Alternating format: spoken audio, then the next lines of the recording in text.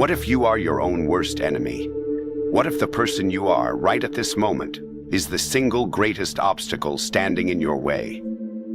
There's a version of you in the future, stronger, more disciplined, respected. This version doesn't just achieve your ambitions, it conquers them. And this version is not an evolution of who you are. It's a replacement. You've been told a lie, a comforting lie. Be true to yourself. You've been sold this idea that loyalty to your current self, your weaknesses, your fears, your failures, is some kind of virtue. But what if that loyalty is the very chain keeping you shackled? What if the self you're so loyal to is the architect of everything you hate about your life? This isn't a pleasant thought. It's not an inspiring, hollow affirmation. It is a brutal, cold, pragmatic truth. A truth understood 500 years ago by a man who saw the world for what it is, Niccolo Machiavelli. Machiavelli's philosophy holds a secret. To win, to truly conquer your domain, you must be willing to betray your current self strategically. You have to look at the parts of you that are weak, sentimental, and idealistic, and you have to kill them with cold, calculated precision. The script that got you here. It can't take you where you need to go. You have to burn it. This isn't self-destruction. This is strategic reinvention. It's a declaration of internal war. A war against the weaker man, the one built for a gentler world, so that a stronger man, the one who understands how things really work, can rise from the ashes. If you're tired of losing, if you feel the gnawing ache of potential you haven't realized, then the time for self-love is over. The time for self-betrayal has begun. The prison of your current self. Before you can break out of a prison, you have to realize you're in one. And you are in the most insidious prison in the world, because you are both the prisoner and the guard. The walls are your habits. The bars are your fears. The lock is the story you tell yourself about who you are. Let's be honest. The reason you aren't where you want to be has nothing to do with your boss, the economy, or your upbringing. The world doesn't reward integrity. It rewards impact. It rewards strategy. And your strategy is failing because the commander is flawed. The commander is you. You're trying to win a war with your old self. A version of you that craves approval, that clings to fairness, that refuses to adapt. The first chain is idealism. You were taught that being a good person is enough. That if you are kind and honorable, the world will reward you. Machiavelli would call this a fatal delusion. A man who insists on being good in all circumstances will be ruined among so many who are not good. Your goodness, your rigid moral code, isn't a crown, it's a tool. A leader who never deceives isn't righteous, he's outmaneuvered. A man who can't abandon his principles isn't strong, he is obsolete. Think about it. How many times have you been the nice guy who finished last? How many times have you done the right thing, only to watch someone more cunning, more ruthless take the prize? You held onto your principles. They walked away with the victory. You played by rules that don't exist. They played by the rules of reality. Your naive belief that the world should be fair is the greatest weakness your rivals have. They count on you to be noble, while they are being strategic. The second chain is sentimentality, the emotional baggage. Your loyalty to people who don't share your ambition. The friends who mock your growth because it highlights their stagnation. Your attachment to past failures. The ghost stories you tell yourself about why you can't win. Your love of comfort. The cozy routine that keeps you safe but small. Machiavelli understood that relationships are transactional. Love is held by a chain of obligation that men break whenever it serves them. Fear is maintained by a dread of punishment that never fails. The psychological principle is universal. Your emotional attachments, when not governed by strategic reason, make you vulnerable. Your loyalty to an old friend who drains your energy is a betrayal of your future self. Your nostalgia for the past prevents you from conquering the future. To win, you must overcome sentimentality and adopt a strategic approach. Look at your relationships and emotions with the cold detachment of a general. Are they assets or are they liabilities? Anything that doesn't serve your ambition is an enemy in disguise. The third and heaviest chain is the heaviest of a fixed identity. This is just who I am. You say it like it's a law of nature. You're not a morning person. You're not good with confrontation. You've built a cage for yourself and decorated it to look like a home. Machiavelli's entire philosophy is built on the principle of adaptability. The winner is not a lion or a fox. He is a man who knows when to be the lion and when to be the fox. He changes his nature to suit the circumstances. He understands that identity is not a prison. It is a weapon. The idea that you must be loyal to who you've always been is the most dangerous lie you've ever believed. That version of you hasn't gotten the results you want. So why are you loyal to it? The belief in a fixed self is an abdication of power. The moment you say, "This is who I am," you've lost the war. You have surrendered your greatest weapon, the ability to become whoever you need to be to win. The Machiavellian definition of betrayal. The word betrayal is heavy. It conjures images of treachery, of daggers in the dark. However, the betrayal we're discussing isn't directed outward. It's aimed inward. It is a strategic, controlled, and necessary act of internal war. It is the ultimate form of self-mastery. To win, you must first betray yourself. Not your soul, but your past. Not your core purpose, but your limitations. Think of it as a strategic amputation. If a limb is gangrenous, a surgeon cuts it off. It's violent, it's painful, but it's done to save the whole. Your weaknesses, your naive ideals, your sentimental attachments. These are the gangrenous limbs on the body of your ambition. They are killing you slowly. To betray them is to save yourself. This is the profound shift.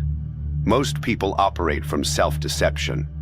They call themselves authentic when they are just being consistent with their own weaknesses. They call it integrity when it's really just a fear of change. The Machiavellian path is a journey from this self-deception to brutal self-honesty. It begins when you recognize your true self is a myth. There is only the self you have been and the self you could become. Betrayal is the bridge between the two. This is not a modern concept.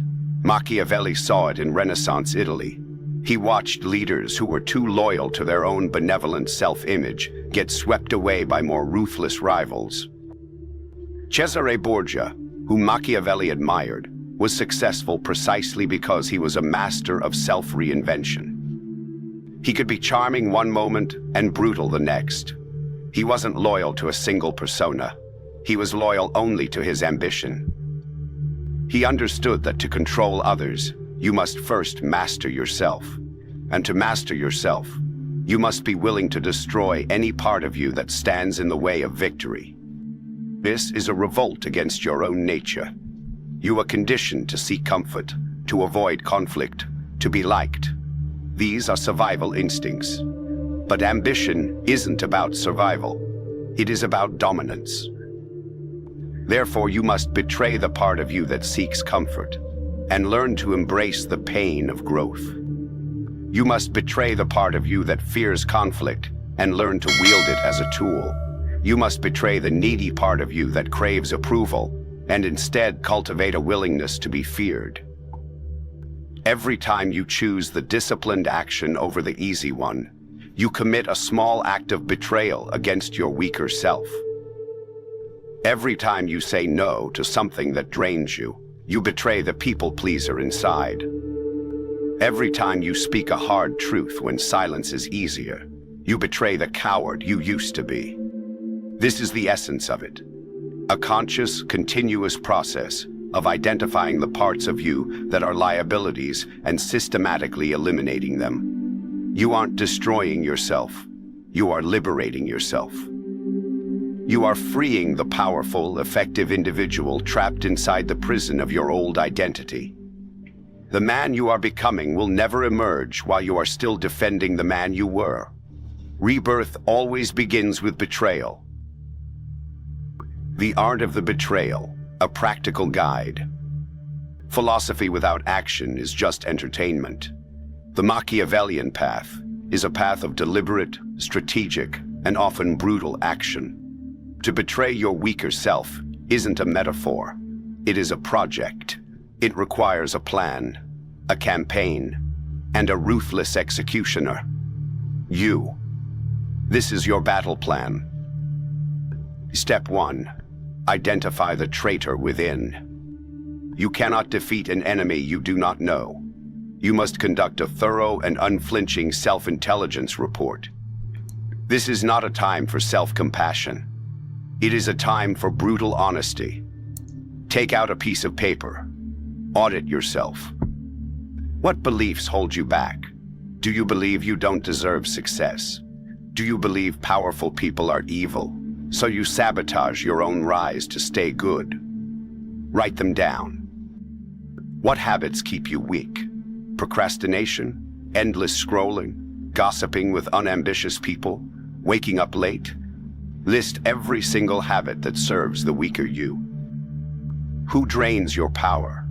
Your relationships should be based on mutual benefit, not sentimental obligation. Who in your life takes more than they give? Who undermines you? Who encourages your worst impulses? Name them. What is your greatest fear? Being disliked? Public failure? Being seen as ruthless? Your opponents will sense your deepest fear and use it to control you. Identify it first, so you can kill it. This audit is your target list. These are the traitors in your own camp. These are the elements you must betray. Step 2. The declaration of war. Once you've identified the enemy, you must formally declare war. This is a critical psychological step. Hoping to improve is for the weak. Declaring war is an act of will. It's a conscious choice to no longer accept mediocrity. Write it down. A manifesto. I, your name, hereby declare war on the part of me that settles. I will no longer be loyal to the habits that keep me weak. I will betray my fear of being disliked and my addiction to comfort. My only allegiance is to the man I will become. This is a war of extermination. There will be no prisoners. Read this every morning. This is not an affirmation. It is a war cry. It frames your daily struggles as battles. When you feel the pull of procrastination, the enemy is launching an attack. When you hesitate to speak your mind, the enemy is trying to reclaim territory. This mindset transforms the mundane into the monumental. Step 3. Wield the weapon of adaptability. Your primary weapon is adaptability. Machiavelli said, "A ruler must be a fox to recognize traps, and a lion to frighten wolves." You must learn to abandon your rigid persona and become whatever the situation demands. It means mastering perception. Machiavelli advised that it is not necessary to have virtuous qualities, but it is very necessary to appear to have them. You may feel insecure, but you must project unshakable confidence. You may be boiling with anger, but you must display a mask of calm calculation. You are not being fake. You are being strategic. You are separating your internal state from your external presentation, so no one can read your weaknesses and use them against you. Practice this. If you are naturally agreeable, deliberately disagree in a low-stakes conversation. If you are timid, practice taking charge of a small project. Each action is a betrayal of your default programming. You are consciously overriding your old code. You are no longer one person. You are an arsenal of personas. Step 4. The execution. A war is won through action. Your declaration is meaningless without execution. This is where you systematically dismantle the traitors. For limiting beliefs, attack them with action. If you believe you are not a leader, force yourself to lead something. The experience will erode the belief. For weak habits, you must replace them. Ruthlessly, delete the apps, block the websites, wake up an hour earlier, no matter how much your body protests. Discipline is putting chains on yourself before life puts shackles on you. For draining people, you must create distance or cut them out. This will feel like a true betrayal. Your sentimental side will scream that you're being cruel. Remind yourself of your declaration of war. Your loyalty is to your future, not to the people holding you in your past. Your time and energy are your most valuable resources. Stop giving them to those who would harm you. For your deepest fear, you must expose yourself to it. If you fear being disliked, practice making correct decisions that you know will be unpopular. Each time you survive the discomfort, you build tolerance. You are teaching your nervous system that being disliked is not fatal. In fact, it's often a sign you're doing something right. This is the art of self-betrayal. It is a cold, hard process, but it is through this alchemy that you will melt down the weak metal of your current self and forge the hard steel of the person you are destined to become. If this battle plan resonates with the war you're fighting inside yourself, and if you're ready to stop being loyal to the version of you that's losing, then subscribe to this channel.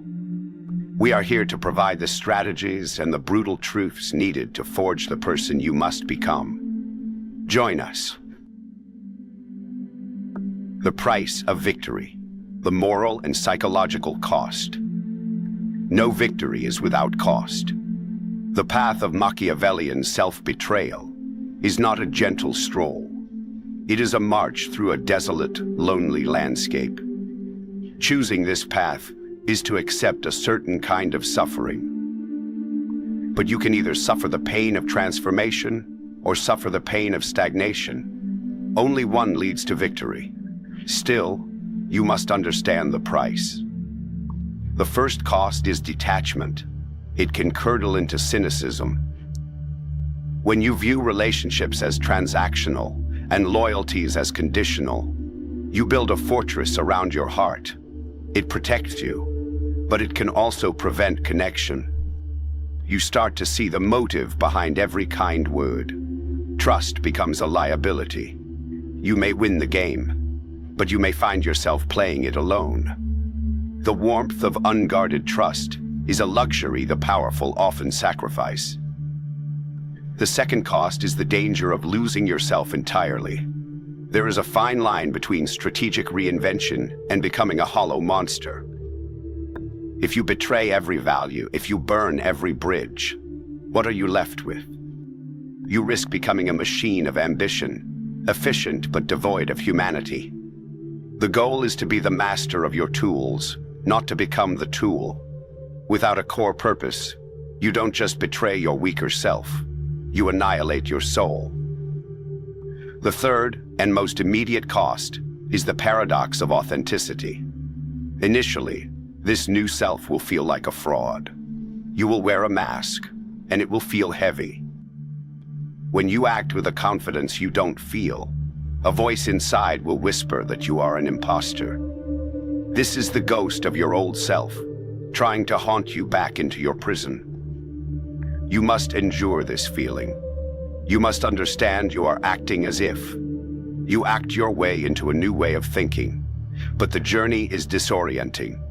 You will exist in a space where you are no longer who you were, but not yet who you will be. The world will not make this easy. People comfortable with the old, weaker you will resist. They will call you fake. They will say you've changed, and they won't mean it as a compliment. They will try to guilt you back into your box, because your transformation is a mirror to their own stagnation. You must be prepared for this. Your journey from being liked to being powerful will not be met with applause. It will be met with suspicion. That is part of the price. The question is not whether the price is high, but whether the price is worth it. Forging the new you, the victorious self. After the fire, after the betrayal, after the war against the weakest parts of yourself, what remains? Who emerges from the crucible? He is not an improved version of the old you. He is a different being, forged in discipline and strategy. He is the victorious self. His first characteristic is a terrifying focus. The 1,000 distractions that plagued him are gone. The endless internal debate between what he should do and what he wants to do has ended. His will is now law. This focus isn't something he musters. It is his default state. He has betrayed his addiction to distraction and enthroned a single-minded devotion to his purpose. Second, he possesses calculated empathy. He is not a sociopath. He understands human emotion better than ever, but he is no longer its slave. The older you felt empathy and was crippled by it. The victorious self understands empathy as a form of intelligence. He reads the hopes and fears of others with stunning accuracy. He uses this data not to placate them, but to anticipate their moves, to negotiate, to build alliances on the firm ground of mutual interest, not the quicksand of sentiment. He has betrayed his own emotional reactivity and replaced it with a clinical understanding of human nature. Third, he is a master of perception. He embodies Machiavelli's principle. Appearance matters more than reality. Men judge by what they see. He directs his own reality. He controls the narrative. His external persona is a fortress, projecting strength, confidence, and unpredictability. People find him hard to read, and this makes them cautious. They don't know his next move, so they hesitate to move against him. He has betrayed the childish need to be understood. He knows that power lies in mystery. Finally, the victorious self understands what this was all for. He sees that self-betrayal was just a harsh name for radical growth. He didn't destroy himself. He outgrew his limitations. He didn't lose his humanity. He shed his naivete. The pain of the transformation is forgotten.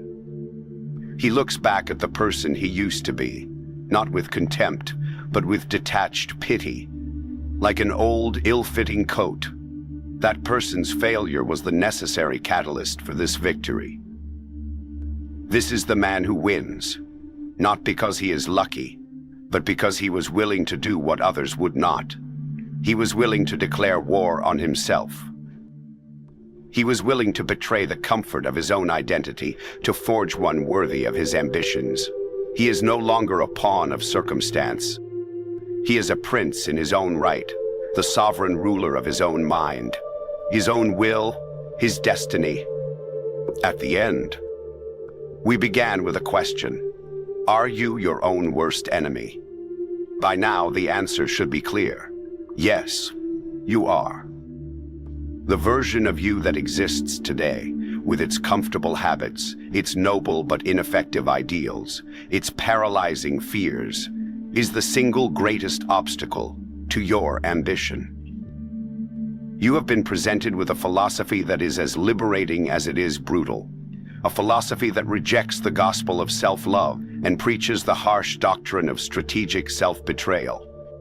To build something new, you must first destroy what stands.